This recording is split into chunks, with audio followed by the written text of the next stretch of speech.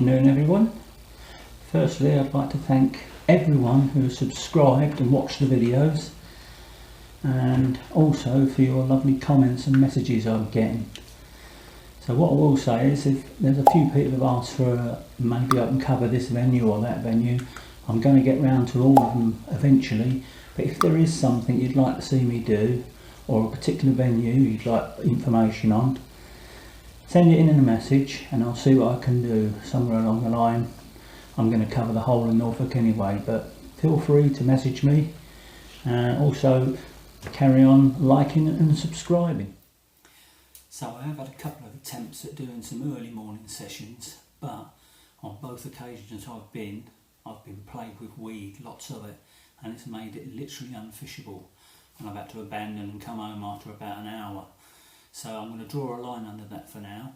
I'll keep having a little go here and there, you know, when I think the beaches are fishing a bit better and there's less weed.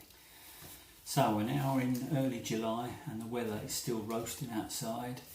Most days the shingle beaches especially have been swamped out with anglers mackerel fishing. Now a lot of people don't like the mackerel fishing and then they curse them, but I don't mind doing a little bit myself, because what I do is I get some to use for bait, not only for sea fishing but also for pike fishing in the winter. So I like to go down very early morning and come home very early. So I thought I'd show you how I make my mackerel feathers, or more importantly mackerel lures, because mine are technically not feathers, and they're made from something that everyone probably has in their household. You just need a few odds and ends to go with it, some line, a few clips, a pair of scissors, and you're away. So what I'm going to do now is I'll just run through the components you need to make these lures, and I'll do a step by step how I make mine. So just before I go on to show you how I make my own lures, I'll just show you a few of the shop bought examples so you sort of get you an idea of why I make my own. So these are all the different makes from the different companies, and you can walk into any local tackle shop and buy these. Some of them are okay and they're usable straight out the packet. Some of them less so, and the reasons I'll go in to explain. Now, when you buy some of these out of the tackle shop, that'll state on the packet there that you're using a main line of 60 pounds and then a rig line or a snood line of 40 pounds. And this particular one has got size 10 hooks, and these are traditional feathers. They're not too bad, to be fair. I've looked at the line's okay, it's thick enough, because like anything, you've got to be safe when you're fishing, and casting unsafe rigs can end up with a lead flying off down the beach, and if it's crowded with mackerel fishermen, it's a disaster waiting to happen. So this one particular set here, that's on good 60 pound line, but the problem with that is if you open it up and check the knots, they're very poor, and some of them will slip, and if it's one of the knots that's holding the lead on, or the rig to your leader on your rod, the whole lot could come off with it, and not only the lead will go down the beach, but it'll be trailing some hooks behind it as well. It could end up in a complete disaster. So another set here, as you can see, there's feathers and shiny bits of tinsel and stuff on there and beads. None of that is necessary really, but on its day, each different colour and shape does make a difference. You'll get someday you'll be there, everyone will be on white feathers. Someone will turn up with the green ones and start pulling them out 6 at a time. No one else can get a take. So sometimes it makes a difference. Personally, I've never found it does. So we move on to the next one. Now this one's more realistic in my view. They're the right shape, they're the right colour. I like white, so these will mimic the old-fashioned white feathers what we used to use years ago. So the problem with this set is it states on the front there that it's on 0.40 line. Now roughly 0.40 I would say is about 18 pounds, and that's the main line and the snoods. It's got a little clip on the back to put your lead on. That doesn't look very well tied on either. The knot is very weak. The shape of the lure, perfect. The line and the fixtures and fittings, no good. So we move on to the final ones which I tried. Now these ones were more to my liking. They're made on £60 main line, and they've also got a £60 snood. which means the whole thing is pretty much rock solid, strong enough. The knots are not too bad at all. Basically, they've also got a fairly heavy duty clip on there as well for your lead. The other end, I believe, is a loop, and that's the method I use as well. So the only downside of this one is you've got no control. They were only available in 2/0 hooks, which are quite big, and I think they're the right gauge and the right thickness. They're just a little bit too big. So apart from that, this is the way I would have gone if I have to buy shop bought ones. So after a little bit of thinking about it, I decided to do a little bit of trawling on the internet, and there was other people making their mackerel lures out of different things. They were using the insides out of a washing line to make like a furry feather, binding them on. But this one came up and I thought, you know, I'll give that a try. And I've not looked back since, to be fair. It's very simple to make, and what I should do is just go through the components for you now. Okay, I've laid out the components that you're going to need to make these lures. I call them lures because they're not feathers, and you'll see why in a minute. But basically, they're imitating those daylights, which I showed you earlier. So first thing is some 60-pound line. That's a bulk spool of 60-pound line, come from Germany. Not a lot of money, but it's very strong. Secondly, this is an old spool I've had for a few years now, and that's 35-pound. It's almost like what we'd use amnesia, so it's like a memory free, fairly thick, nice and stiff, perfect for the snood lines. Now the thing I had a little bit of trouble finding a decent amount of were the hooks. There was plenty of hooks that were too fine a gauge, not strong enough, and they blunt very quickly, or they'd bend very quickly when you're shaking them off, which is something I'll come to later on when we go fishing for them. So I trawled around and eventually I found a supplier of these hooks. Now they're size 1/0s. Let's have a look. Size 1/0s. And you can see they're a straight point.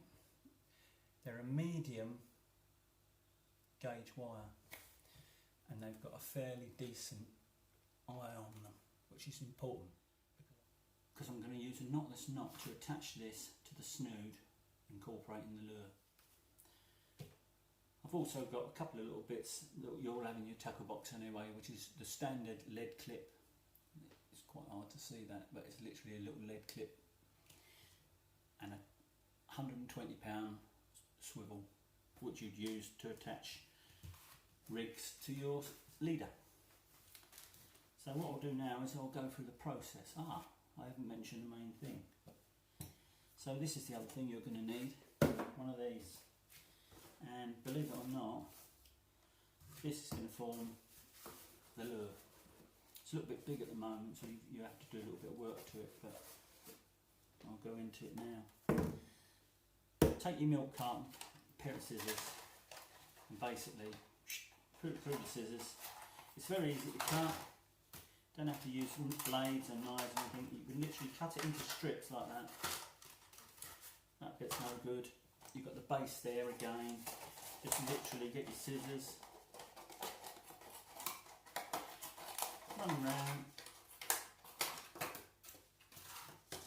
and you're making little sheets of plastic basically. Out of one milk carton you'll get enough to do more than enough. Yeah, you'll end up with that. That's your piece of plastic, and it's still a little bit big. So yeah, keep all your plastic together like that, and the next stage is you're going to get your scissors and cut them down. And what you're aiming to do is you're aiming to cut small strips off like that. They are 50mm long and around 7 to 8mm wide. It's not critical.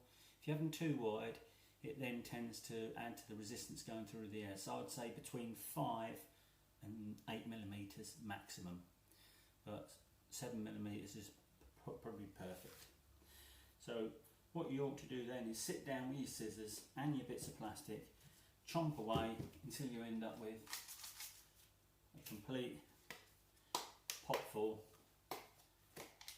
of plastic all ready to go.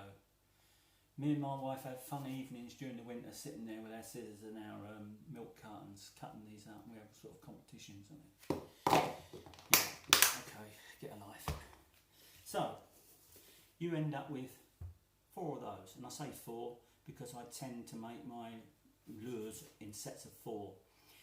If I'm on the beach and the mackerel are further out than I can reach with a cast, I wouldn't be tempted to chop 2 off and put the lead on and just have 2, because I'd rather catch 2 every cast than not being able to reach them. And that does work. So I've done that before when they've been just out of casting range with 4 because of the drag. Cut it down to 2, and the same setup will go that little bit further and pick you up the mackerel. So next stage. Okay, so as I said, I do mine in sets of 4. So I've got the 4 hooks here. I've got the 4 pieces of 7mm plastic, and I've also got the snood line, 40-pound snood line. What I'll do is just, this is only a rough estimate, around about 8 inches, 10 inches of line, just cut it off, do 4 of those as well. This will literally form one set. So there's 3.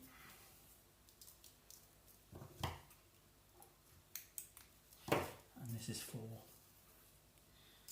I always do them a little bit longer because you're going to need a little bit of slack later on and to do the knotless knot. So 4 pieces of the 40-pound line, 8 inches long.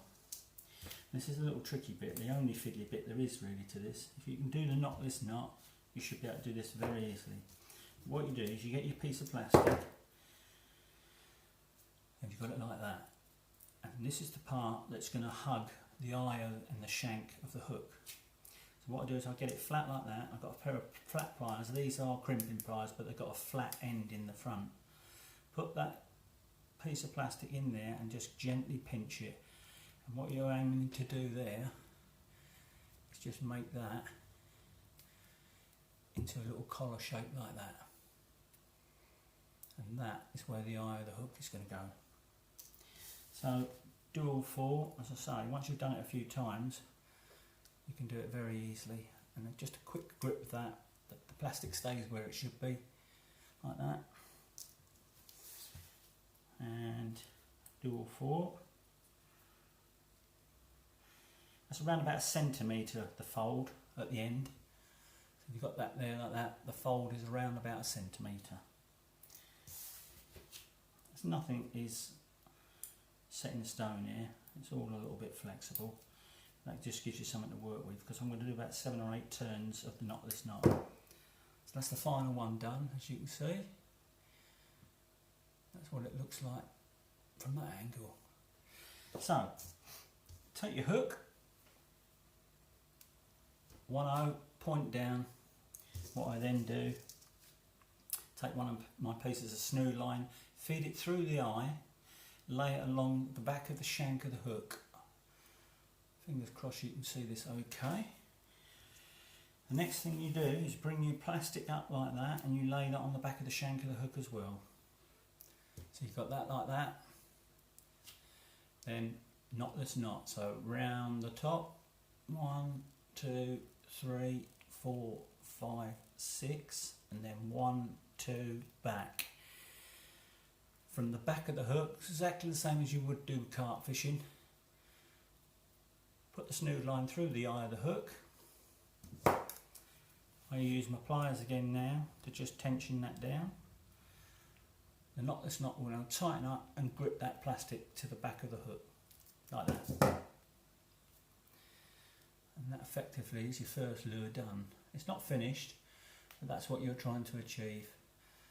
The knotless knot and the plastic bonded to the shank of the hook. What I tend to do then is just with my scissors trim off the excess piece of line. It doesn't have to be snug, and I leave the tail of the lure that long for now, at the original length. I've done nothing to that at the moment. Later on you can modify that, and I know some people who like to put a little dab of super glue on the knotless knot there. I never have bothered. It tightens up and grips itself anyway. So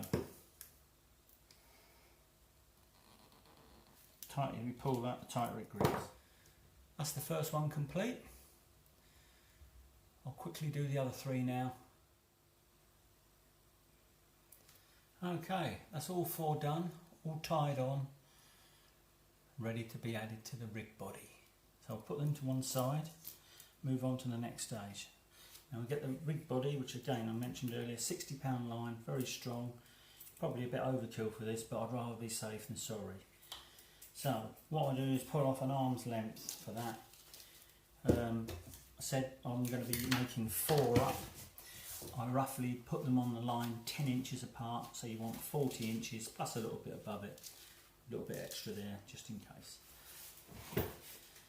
First thing I'll put on is the lead clip at the bottom. I sometimes hook this on the wall and in the shed as a jig to keep it straight, but I use a simple knot for this. It's 3 times round, through the loop, 3 times back. This is what I was saying earlier about the shop bought rigs. They're okay, a little bit of saliva on there, and then hold that clip and bed that knot down tight like that. You can see that knot's bedded down well, it's not going to slip, and when I trim that off I leave 5 or 6 mil. There's no need to trim it down tight with this sort of thing. So that's the lead clip on the bottom, and what I now do, it's not, I don't measure it or nothing, I just do it by what I think, and it's a simple matter of putting 2 overhand loops into that main line. And that also is worth mentioning, every time you put a knot in this line it does weaken it, so using the 60, even if I put some knots in it, it's still going to be well above the 30-pound, which I'll be casting a 3-ounce lead with it. So, bit of saliva on there, and tease it down slowly. I'm looking to get that around about 8 inches from the lead and bring it down. And as that forms, you'll see that knot will suddenly go into a figure of 8 like that. And that's what you want. That's how you're going to mount your lure into that figure of 8. And there is a method to doing this, and there's a right way and a wrong way. I hopefully will show you the right way. So, get one of your pre-prepared snoods. I'm going to put a little angle on the end of that line there, a little 45-degree angle to make it easy to go through. Now, this end here is the lead end. So you want the snood pointing away from the lead, if that makes sense. So when you've got your 2 little loops there like that, you open that top loop like that, take your snood line, put it through that loop, fold that back, and there's the loop at the other end of the figure of 8. Put that through there like that. So that line now is trapped in that figure of 8. It's just a question then of just gently tightening the figure of 8. Don't do it too much yet because that snood's way too long. The idea is when you're finished, the snood points up towards the top of the rod, so it automatically stands off. If you've got it round the wrong way, the snood will then hang down. It's got more chances of tangling. So that's why it has to be pointing up the line like that towards the top of the rod. So what I do now is, to get that snood length right, is pull that line through until the lure almost comes up to the knot. I leave around about 1 centimetre between the lure and the knot, and then with this other end of the lure snood line I form a loop and then go 1, 2, 3, 4. Gain a little bit of saliva on there, pull the knot down. So it's basically a version of a grinner. And as you then get hold of the lure, mind the hook with your fingers, obviously you can use pullers and things like that. As you pull that down, you'll see that the grinner knot will then bed in with the figure of 8. Pull both sides. I also then give the end of the snood line another tug using a pair of pliers or pullers, and then that snug that knot down. That leaves you with the lure on about, I don't know, 5 centimetres of line, but kicked off, sticking out, pointing away from the main line, and that's what you're looking for. Get your cutters, just trim that down again, not too close, about 5-6mm left. Doesn't have to be trimmed up tight. That's what it should look like when it's finished, and that's the first one on the line. So I'll just repeat that process again. No measurements involved. I roughly mark out 8 inches like that. Tie my loop, double overhand loop, and then form that figure of 8 there again. Round about 8 or 10 inches above. They can't touch because the snoods are only 5 centimetres long. So then bring that down again, and then there's your second figure of 8. You just repeat the same process for all 4 lures till you get to the top, and that's what I'll do now. Okay, that's all 4 of them done now. As you can see, they're all facing the right way. They're all facing up towards your rod. So for the purpose of this, I'll add a swivel to the end. I tend not to use anything on this end. I'll just tie a figure of 8 loop, and I'll attach that to a clip on the end of my mackerel rod. And I'll go through in a minute the sort of gear you're going to need. It's nothing spectacular. You can improvise.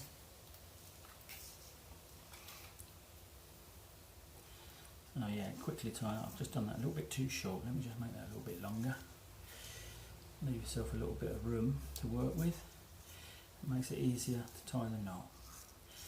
So there you go. A bit of lubrication and spit. Probably should use something else, but there you go. Tighten that down. Another knot pulled down tight, cinched right down, and then cut off with 5 or 6mm again.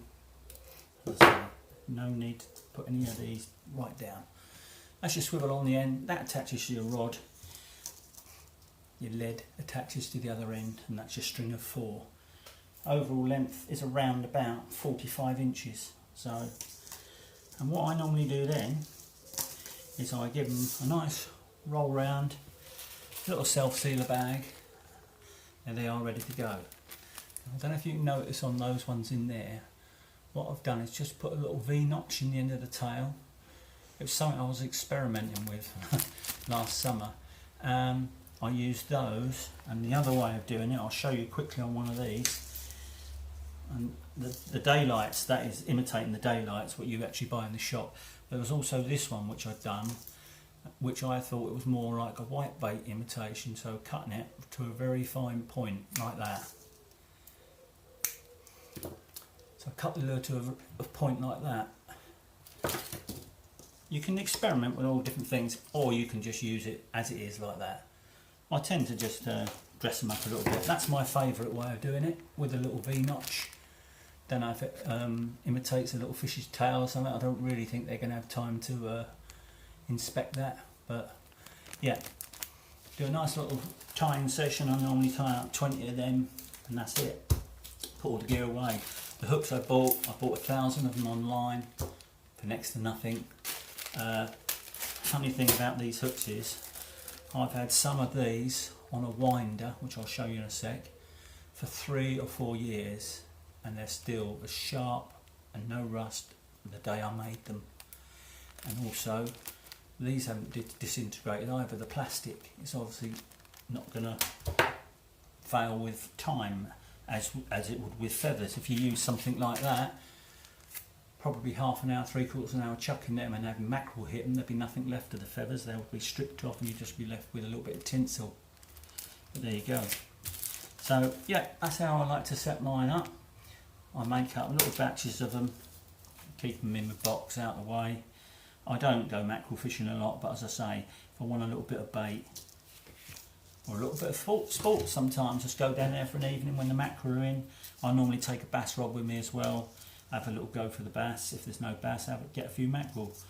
Can't beat a mackerel on the barbecue first thing in the morning when you come back from fishing. Just before I go on to the tackle, this is something I've been doing for a while now. It saves so much time and bags and things like that. It's ready to go. So basically, a little bit of pipe lagging. It's about 8 inches long. What it does, it's got a nail in that end. or a pin, whatever you want to use, just to pin the swivel on. That one's got a swivel on because I use it on here.